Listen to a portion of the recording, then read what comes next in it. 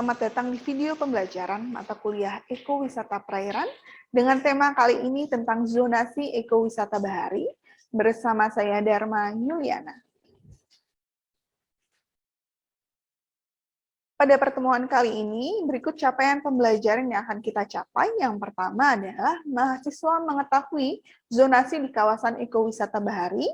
Yang kedua, mahasiswa memahami pengelolaan ekowisata bahari berdasarkan zonasi. Yang ketiga, mahasiswa dapat menganalisis sistem zonasi kawasan ekowisata perairan. Pemanfaatan dan pengelolaan daerah pesisir yang dilakukan oleh pemerintah beserta masyarakat pesisir atau masyarakat sekitarnya, sebagian besar belum memenuhi ketentuan pemanfaatan sumber daya alam secara lestari dan berkelanjutan. Nah, hal ini diatur dari dalam Undang-Undang Nomor 27 Tahun 2007 yang diperbarui dengan Undang-Undang Nomor 1 Tahun 2014 tentang pengelolaan wilayah pesisir dan pulau-pulau kecil.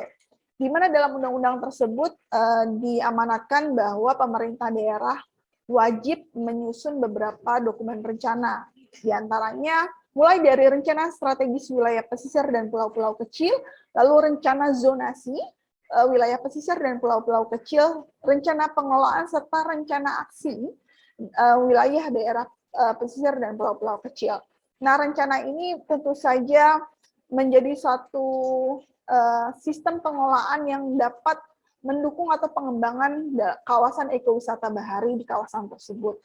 Kita tahu bahwa kawasan ekowisata bahari dalam pengembangannya membutuhkan peran masyarakat pesisir di dalam penentuan kawasan ekowisata. Diperuntukkan supaya di dalam suatu kawasan ekowisata yang telah menentukan zonasi dengan peran masyarakat secara aktif akan meminimalisir dampak-dampak seperti konflik kepentingan atau benturan antara kepentingan zona satu dengan zona lainnya. Berikut tujuan penyusunan rencana zonasi, antara lain yang pertama bahwa tujuannya itu untuk membagi wilayah pesisir dalam zona-zona yang sesuai dengan peruntukannya dan kegiatan yang saling mendukung atau kompatibel. Nah, pasti saja pembagian zona-zona ini memiliki dasar tertentu di mana kesesuaian suatu kawasan untuk dijadikan suatu zona itu harus sesuai pemanfaatannya sehingga nanti akan berkelanjutan. Yang kedua tujuannya yaitu untuk memisahkan dari kegiatan yang lain atau bertentangan atau incompatible. Akan sangat berdampak atau akan memperbesar dampak terjadinya konflik kepentingan antar zona yang bersebelahan yang memiliki pemanfaatan zona yang sangat bertentangan.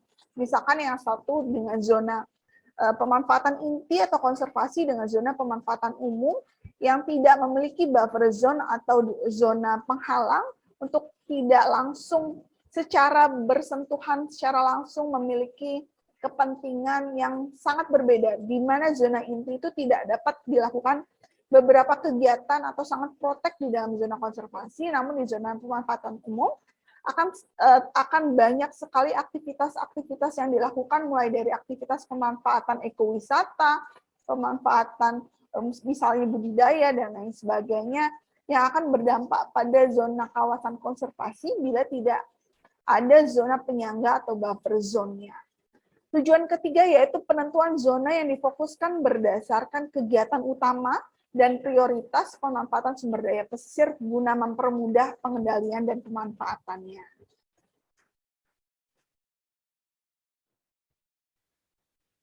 Selanjutnya, pertimbangan lain untuk menentukan zona ekowisata wilayah pesisir, ada beberapa pertimbangan. Yang pertama yaitu sebaran tipe ekosistem secara geografis melalui peta dasar maupun peta tematik yang dapat dilihat. Lalu dua, kondisi demografi wilayahnya.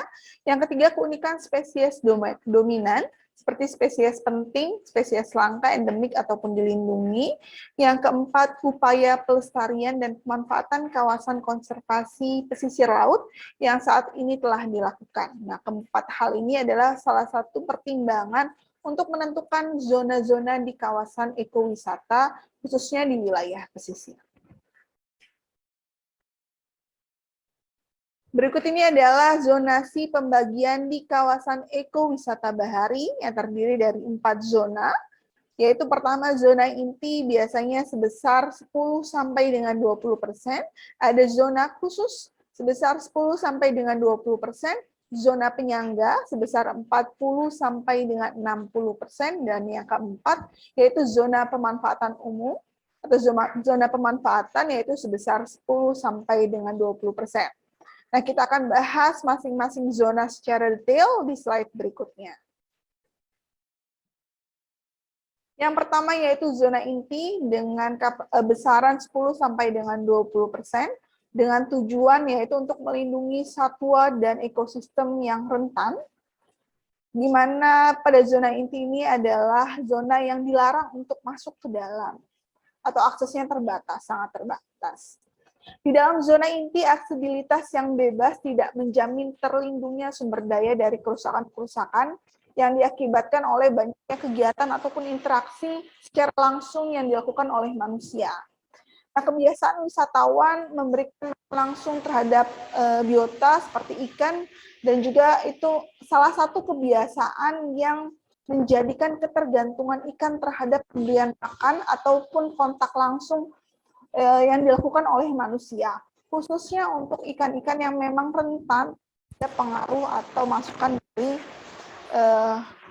manusia atau masukan dari luar.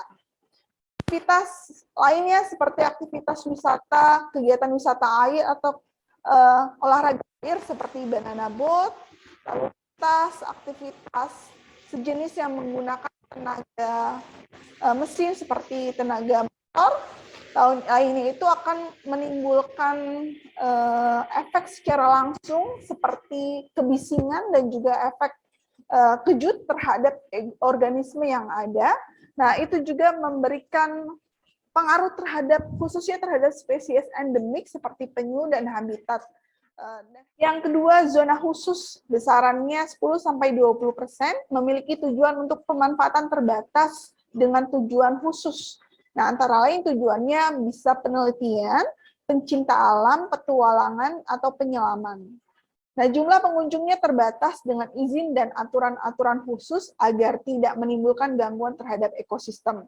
Nah, zona khusus ini memang di beberapa kawasan ada yang memiliki zona khusus, ada yang tidak memiliki zona khusus.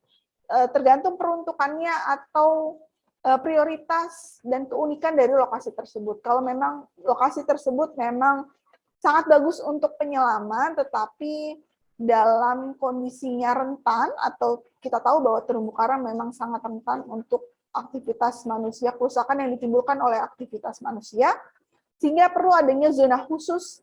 Di dalam zona khusus tersebut akan ada aturan dan pembatasan kegiatan yang sudah diatur oleh pengelola lokasi wisata bahari, sehingga akan mengurangi dampak dari kerusakan yang terjadi akibat kegiatan-kegiatan tersebut.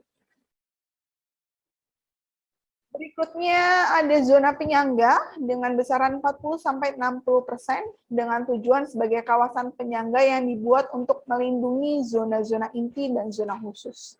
Keterangannya yaitu zona ini dapat dimanfaatkan secara terbatas dan ekowisata dengan batas minimal gangguan terhadap zona inti dan khusus. Nah, keberadaan zona penyangga ini, suatu kawasan ekowisata bahari, sangat penting untuk menjadikan perhatian pengelola wisata bahari di lokasi tersebut. Untuk zona penyangga ini, bahwa pengelola harus menyisakan sedikit ruang yang terlindungi dari aktivitas wisata secara ekologi yang nantinya mampu menjaga zona inti dan mampu menjaga habitat asli dan kebiasaan spesies-spesies yang ada di lokasi zona inti dan lokasi zona penyangga tersebut. Zona yang keempat terakhir yaitu zona pemanfaatan dengan besaran 10 sampai dengan 20%.